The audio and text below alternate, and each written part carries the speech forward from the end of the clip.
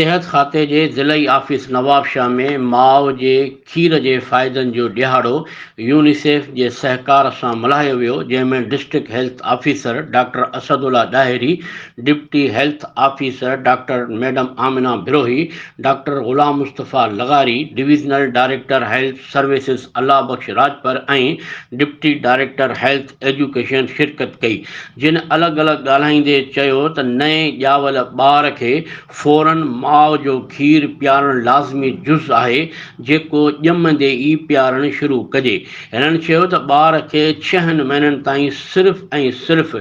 माउ जो खीरु पीआरियो वञे, पाणी बिल्कुलु न।